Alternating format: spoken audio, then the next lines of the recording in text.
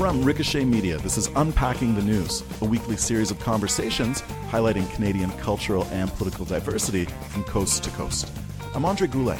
For the price of a cup of coffee, you can help keep this show weekly through summer 2018. Go to patreon.com/unpackingthenews for details and to support this podcast. Thanks. And on this episode, my guest this week is the lead journalist and storyteller at the National Observer, covering Indigenous issues in BC and across the country. Emilee Gilpin joins me from Bella Bella on British Columbia's Pacific Northwest coast. Hi, Emilee. Hello. Congratulations on your new pipeline purchase. Oh, thank you. Did you ever think that you'd live to see this level of buy-in on a federal nationalization project? Let's say I had hoped not, but I'm not completely surprised. So what are you going to do with your 1/36 millionth share of the pipeline? Oh, invest in clean energy. You could invest in clean energy, or if you wanted to make a little money, you could invest in Kinder Morgan stock. On Tuesday morning of this week, May 29th, the CEO of the company, Steve Keen, told a conference call of investors, quote, "We will be paid the $4.5 billion even if a third-party buyer is not found," and their stock price surged immediately on the news that they had unloaded what's essentially a toxic asset to our federal Canadian government. So the Trudeau government is promising to find a third-party buyer, and to sweeten the pot, they've announced that they'll indemnify a buyer against losses related to provincial or municipal government actions.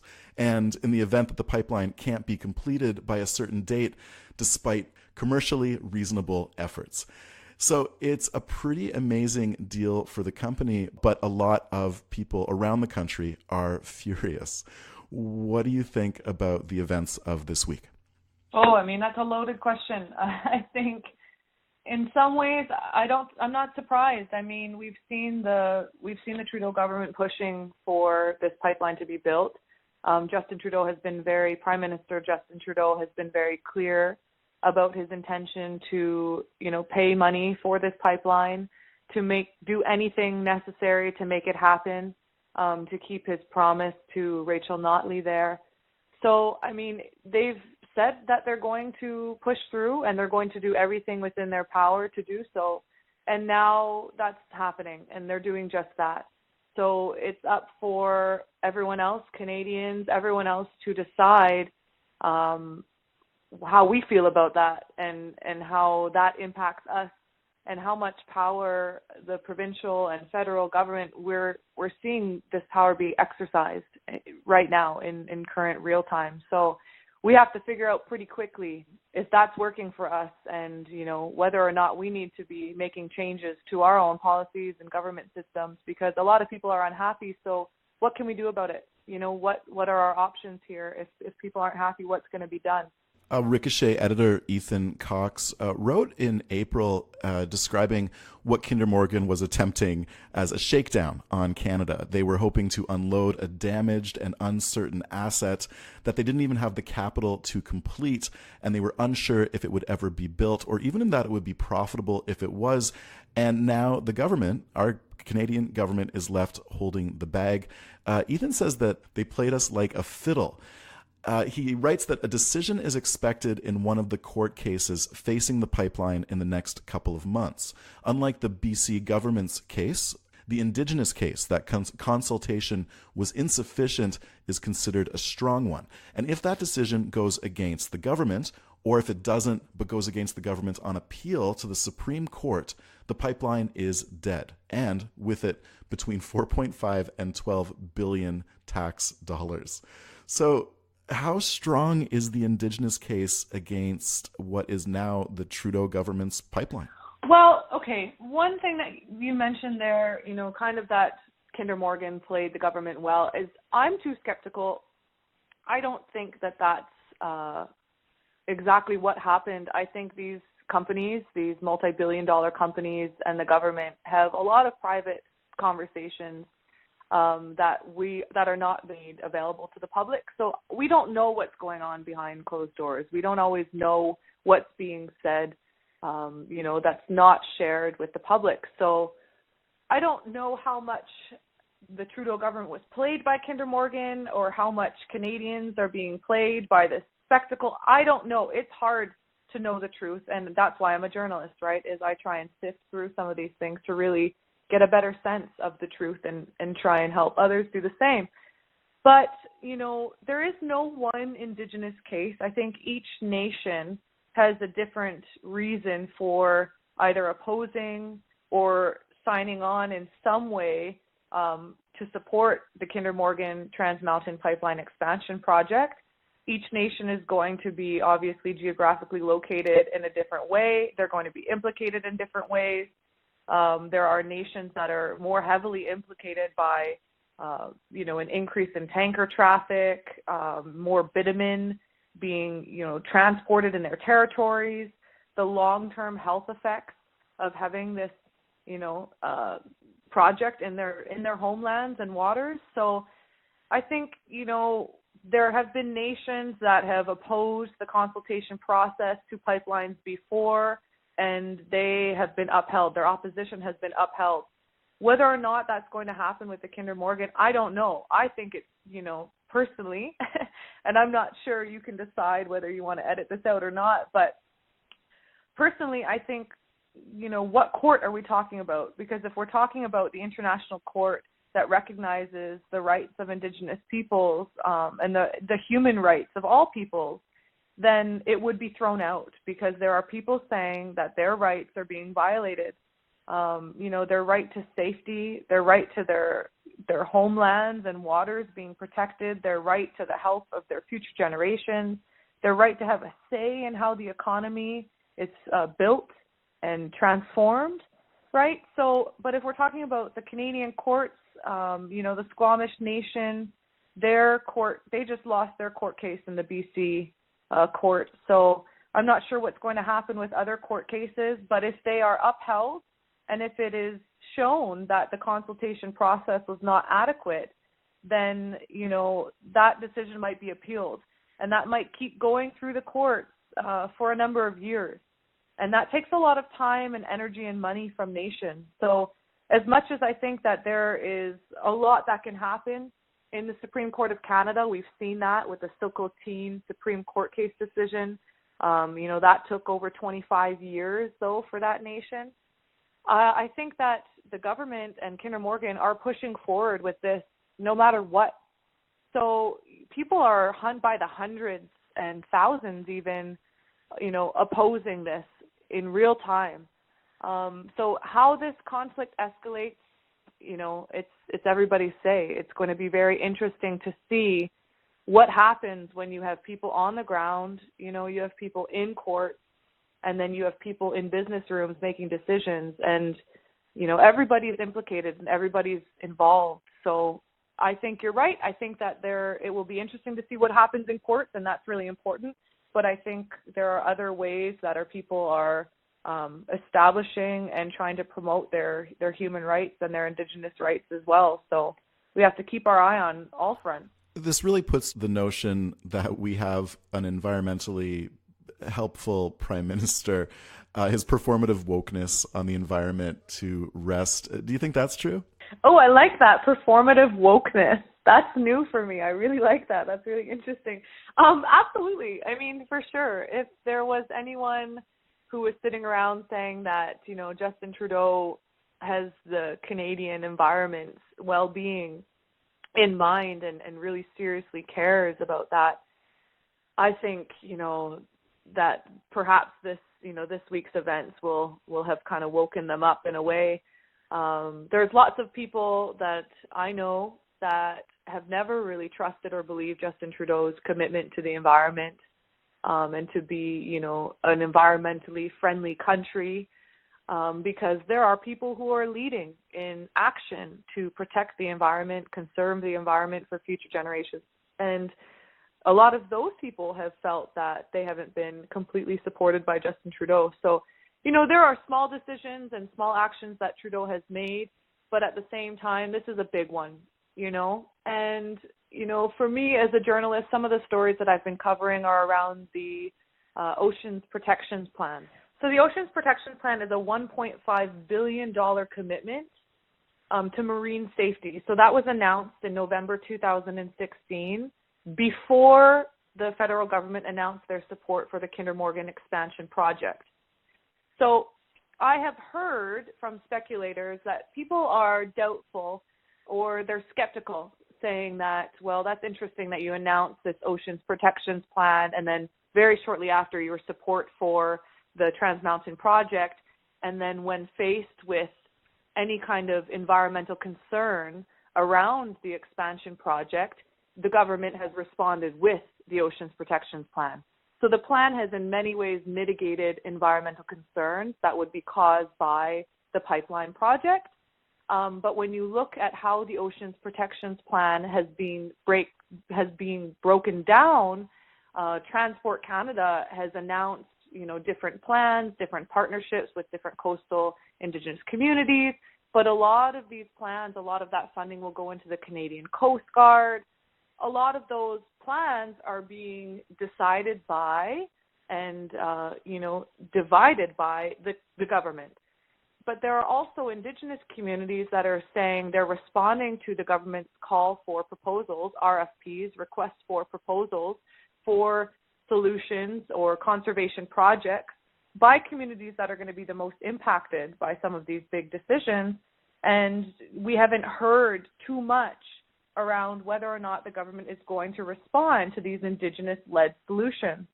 So I actually attended an announcement about how some of the funding is going to be spent of the Oceans Protection Plan a couple weeks ago with Transport Minister. And, I did ask him, you put out a request for proposals, and this is Transport Minister Marc Garneau. So he was announcing new measures and partnerships through the Oceans Protections Plan. This was on May 16th. And I said, well, you have the Heiltsuk First Nation, for example, who have put together an extensive report after they had a massive and devastating oil spill in their territories 2 years ago for an Indigenous Marine Response Center.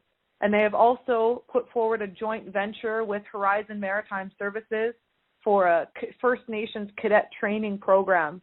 So there are nations that are putting forward proposals for their own Indigenous-led solutions, and the government is slow to respond, has yet to respond to those solutions, but is, in the meantime, dividing the money how they see best fit. And when I asked the Transport Minister about this, he said, we're taking a regional approach.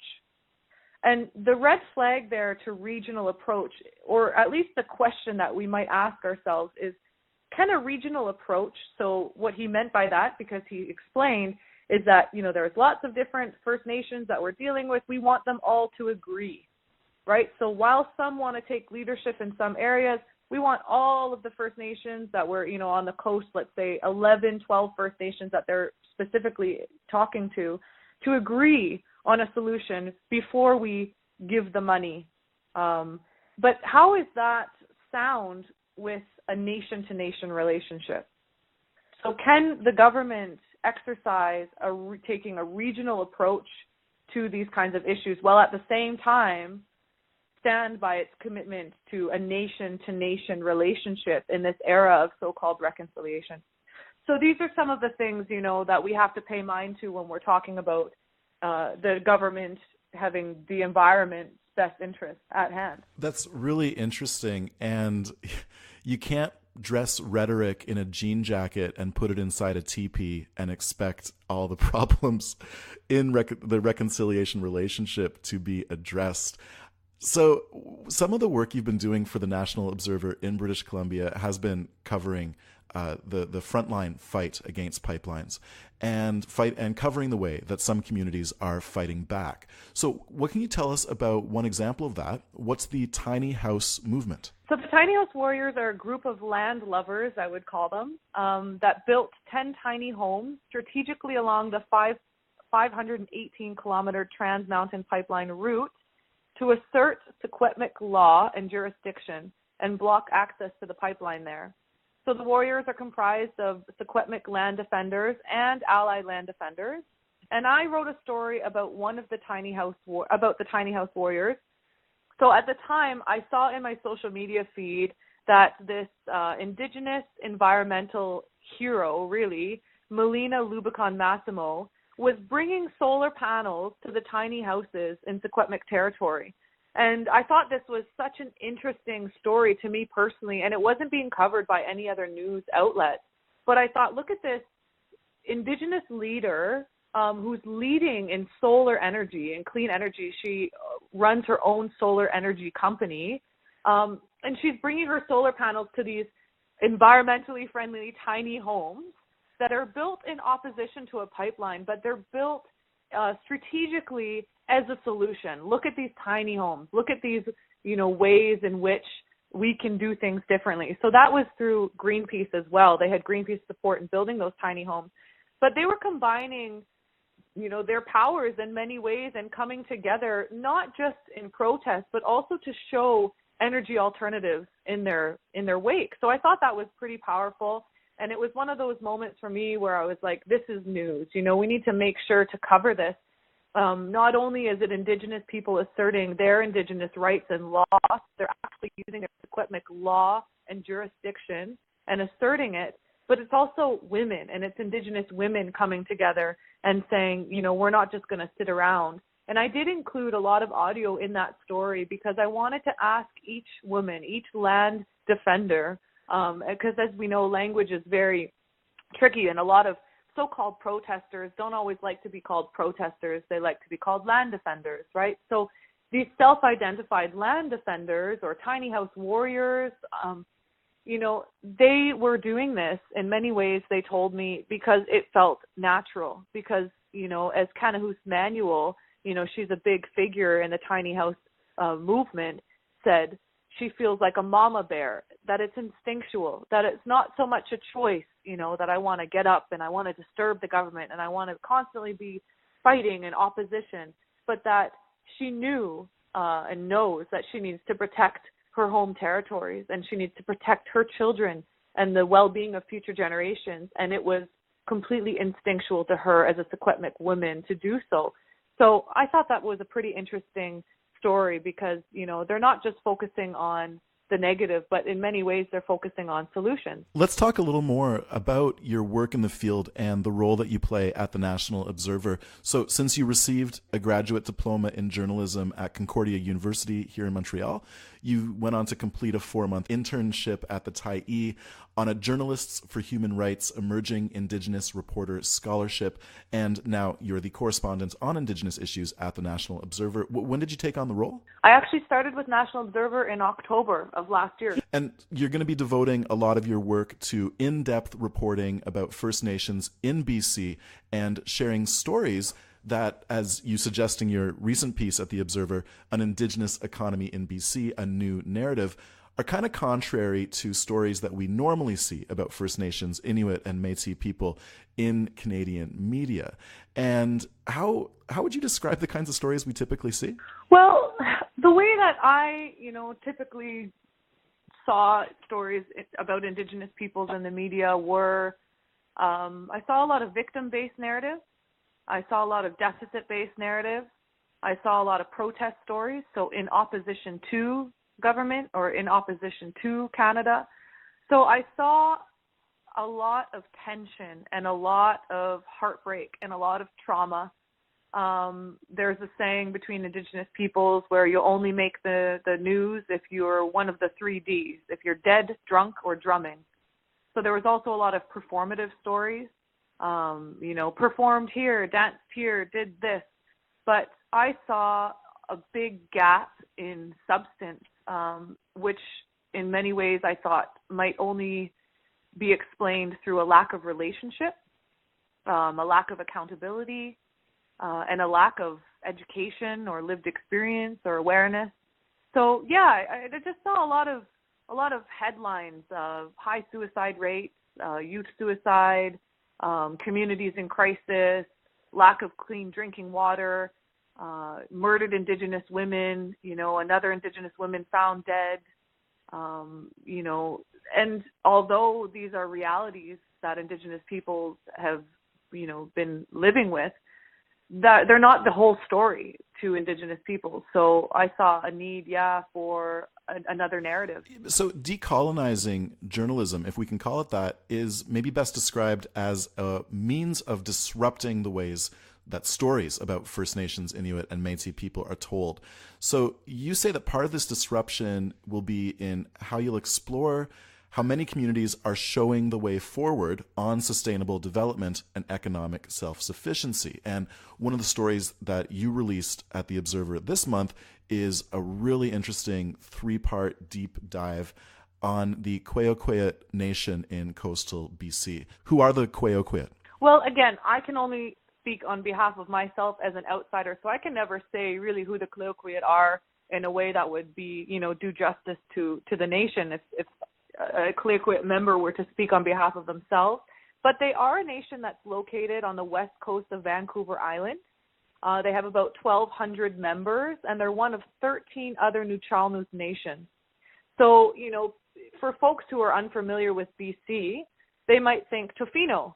Oh, yeah, that's a popular tourist destination. It's a hot spot for surfers. It's kind of this exotified, rainy coastal destination that some people want to check off their travel checklist. But it's the home territories of the Kwayokwet Nation. So they are strong cultural conservationists who have been protecting and defending their lands for thousands of years, for a long, long time. And Seo Masso is the nation's natural resources manager. And in your piece, Masso calls renewable energy initiatives jumpers. What does he mean by that? Yeah, well, Seo Masso is just pretty much an all-around badass. I first met him at a clean energy conference in Vancouver last fall. And a lot of the stories that I write start with a conversation. So they start with a relationship and then an invitation to come and learn more about the stories. But when he calls these clean energy projects economic jumpers, what he means, I think, if I were to interpret him well, and we did have many conversations about this, is that they certainly do help feed back into the economy. In one way, they help the projects, the run-of-river projects more specifically, be self-sustainable, right? So the first project, the Canoe Creek run-of-river project, was actually a huge risk on behalf of the leadership at the time. So they took a big risk to invest in this project, and it ended up, being successful. And from that, they were able to build another and then another. And they'll cut the ribbon on the 3rd in June, the Winchie run-of-river project, to which they own 100%. Because of the first one, they own 75%. In partnership with the Barclay Project Group, and then they were able to, through that, the success generated through these run-of-river projects, they were able to build 4 more. So they have 4 more projects in queue, and so in some ways, the first energy projects were investments for more projects, but they're not enough. They also have other plans for the well-being of their community. They want to build an elders building. They want to put more money into their language revitalization programs.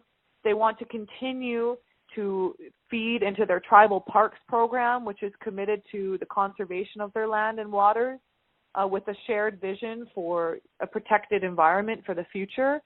And they also, they want to benefit from the folks who are benefiting from their conservation efforts. So they're negotiating with the government right now to establish a tourist tax or a hotel fee so that, folks who come to visit and, bring their sewage and bring their ecological footprints and everything, the impact that tourism has, they want to benefit from that in a small way so that some of these tourist organizations will pay a small fee to the tribal parks programs.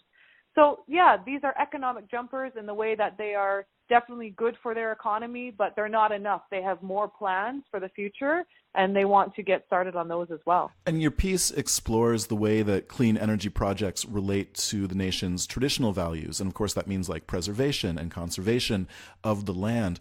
And the title of the 3rd chapter suggests that these projects are doing something else. They're providing concrete ways to move forward in terms of nation-to-nation relationships. So how are the Kwayokwet finding reconciliation beyond rhetoric? Yeah, well, I think the Kwayokwet, rather than finding, I think they're demanding, and perhaps as they always have. But, they're not the only nation who, in my work and in my journey as a journalist here on the West Coast, I've seen take this so-called reconciliation into their own hands. So they're showing the government what reconciliation looks like. Because a lot of nations, Indigenous communities, they have the answers, they have the solutions. How can we reconcile our relationship, or how can we turn things around and make them right? We'll show you how to do that. And that's what I see happening with the Quileukit Nation, is they're saying we have the cultural knowledge, the traditional knowledge, and governing systems within our nation to protect our territories, to build, clean energy projects that do not harm the environment, that have the environment in mind every step of the way, to manage our tribal parks programs, to make sure that they're sustainable, to preserve the fish and animal species that share the territories, and to make sure that we're building friendly relations with those who come to visit our territories, and that they're respecting protocol and respecting place. We have that knowledge. So let us show you how that's done. And that's what I see. This is one nation asserting their rights and asserting their sovereignty over their land. And that's happening with different nations as well. So nation to nation is an Indigenous concept, of course. Nations have dealt with each other from a nation to nation relationship way before settlers came to these territories. It's only when Indigenous peoples have been grouped together as one body, right, or as one region, that you lose some of that sovereignty or some of that distinctness. So I think that, like other nations, the Quileukit Nation are asserting their individuality as a nation and their rights and sovereignty over their land and waters. And, the government is taking note, I hope. When I was in the grad program in journalism at Concordia University, I was being taught what I came to understand as Western journalistic traditions. So I was being taught values of objectivity and timeliness and impact and, know your audience, who is your intended audience, and those sorts of things. But over time, I started to recognize a pretty severe gap in, other teachings that I brought forward in my own lived experiences and through my relationships. And those were to do with accountability and relationships and, anti-oppressive sensitivities and those sorts of things. So I started giving workshops for journalism students and communication staff to try and bridge some of those gaps and to try and honestly reduce some of the harm that I saw happening. So an example is I saw Attawapiskat First Nation in Northern Ontario was experiencing a couple of years ago in March a pretty severe suicide crisis, and that hit the news pretty hard. And reporters flooded into the community and then in many ways extracted a lot of the stories and trauma of some of the First Nations members there and then left. And there was such little accountability, I know, from a relationship that I have with people in the nation there. And I've seen that happen and heard that happen. If you stick around long enough, after you leave and stories are published, who's going back to ask communities or ask the people who are featured in stories what happened, how they felt, what the impact of those stories were, whether or not they felt represented justly? So when you do that and you start paying attention, this is what I was doing in grad school, and seeing, well, why are things done in this way and can they be done better? You realize that there's a lot of harm that can be done by the media and has been done traditionally in Canada since newspapers first originated, but that we can do things differently, and we can try and deal with some of that mistrust with the media that has grown over the years. So I like to do what I call relationship-based reporting. I like to respect place-based protocol. I like to embody Indigenous research methodologies. So these are kind of new terms that were not taught in journalism school, but what they mean for me are a variety of things, but they mean holding accountability just as high as objectivity, and not using objectivity to shield from accountability, and not shying away from questions or from information because we don't feel like we know enough, or because we're nervous or scared that we're going to get it wrong, right? Because we haven't had Indigenous voices in the media for so many years, I think there's this fear that it's better to say less or say nothing at all than to say something wrong. But in many ways, we need to take risks and ask questions and educate ourselves, on every community and nation and individual that we're meeting. We need to ask questions to fill in some of the gaps. So it's not common practice to say, sometimes we see this pan-Indigenous narrative being shared. This person is Indigenous. Well, are they First Nations, Inuit, or Métis? And if they're First Nations, are they Mohawk? And if they're Mohawk, do they prefer to be identified as Mohawk or Mohawk in their own language, Kanegehaga, right? And if we think our readers, we're told, our readers won't understand that, then we need to explain. We're in this era of bridging some of the gaps that have been left through our education system so we can do a better job, and we have that duty to the public to do a better job, to be as accurate as possible, right? Not just accurate within one worldview, but accurate for all peoples that we are presenting. And in your new narrative piece at The Observer, you write that the staff Concordia, they're experts, you learn so much, but that gap between the Western journalistic values and what you were taught by your community and your teachers and your elders was conflicting sometimes. So you've described here how you've synthesized these two perspectives a bit, which is really interesting. And I want to talk for a minute about how last year you were awarded a Journalists for Human Rights Emerging Indigenous Reporter Scholarship. This is a paid internship program that partners newsrooms across the country with emerging Indigenous reporters to ensure that new voices are entering the media industry. Where are you from originally? So my grandmother's home territories are Pasquak River, the Paw, Manitoba. And I'm actually really excited because I'll be going with my dad in a couple of weeks to go and visit family.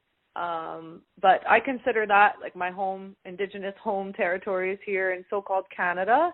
But I grew up outside of London, Ontario, in and outside of London, Ontario.